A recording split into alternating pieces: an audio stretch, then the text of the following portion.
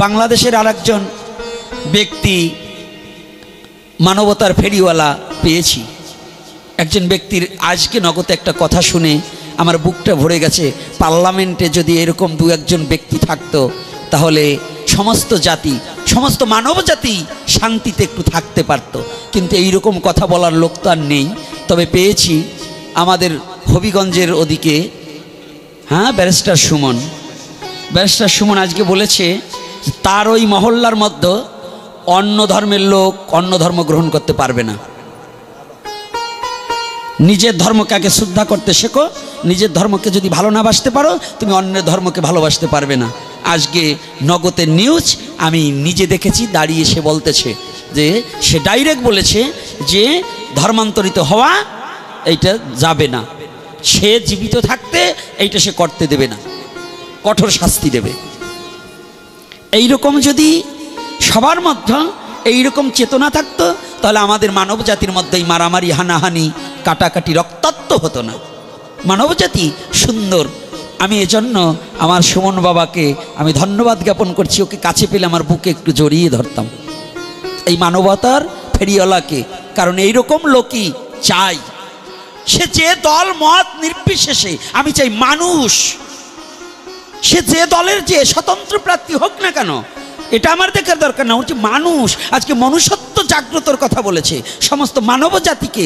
আবার এই সনাতনী জাতিকে এমন একটা আশ্বাস কেউ দিতে চায় না, সনাতনীকে কেউ দিতে চায় না।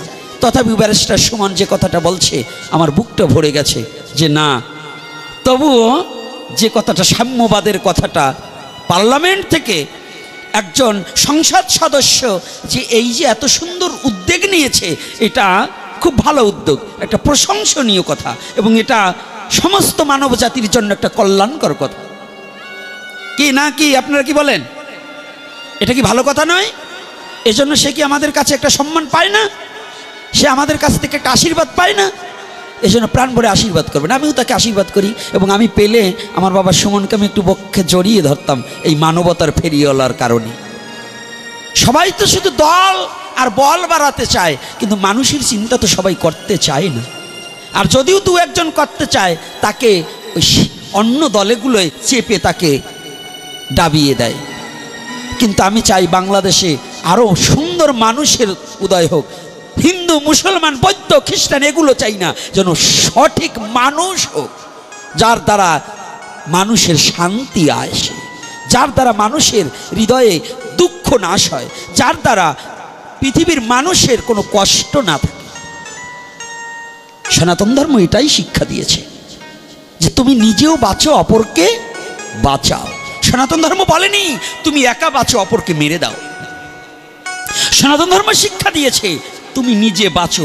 বাঁচা ঠাকুর অনুকূলচন্দ্র, যদিও আমি ওই মন্ত্রে দীক্ষিত না, তথাপিও একজন মহাপুরুষ, তিনি যে বাক্যটা দিয়েছে ওটা তো ভালো কথা।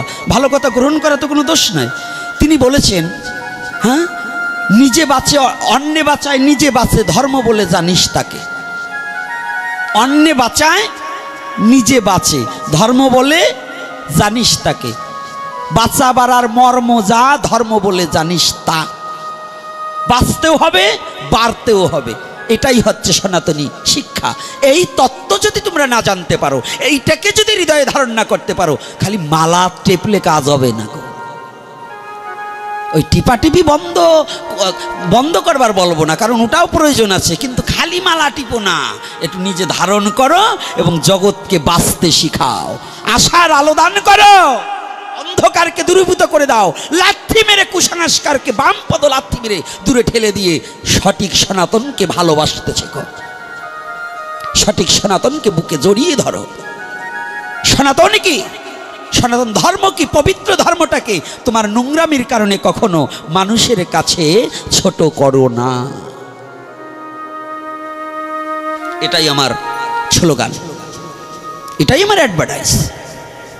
কি আপনারা কি সহযোদ্ধা আছেন কি না? কারা কারা চান রাধে রাধে? শুধু মুখে সাম্যবাদ করলে কাজ হবে না। মুখ একটা, কাজে আর একটা, এটা করলে কাজ হবে না। বাংলাদেশের বহু নেতা মুখে একটা, কাজে আর একটা করে দিয়েছে। বহুত প্রমাণ আছে। বহুত নেতা মুখে বলে একটা, কাজে করে আর একটা। মুখে বলে ভাই ভাই, গোপনে কয় ভাইরা ভাই, আছে না? কিন্তু এগুলো চাই না। সনাতনী শিক্ষাটা চিরন্তন সাহস নিয়ে, বুক ফুলিয়ে, ভালোবাসার মধ্য দিয়ে নিজেকে জয় করতে শেখো। এটাই সনাতন, এটাই শুদ্ধ সনাতন। যাক, দীর্ঘায়ু করব না। আপনাদের প্রসাদের ব্যবস্থা আছে, প্রসাদ পাবেন, প্রসাদ না পেয়ে যাওয়া যাবে না। তাই ভালো থাকবেন। জয় নিতাই, জয় গৌর হরি বল। আজকের মতো আলোচনা এখানেই বিশ্রাম রহিল। আগামী দিন সকালে সকালে আসবেন, সকালে সকালে শুরু করব।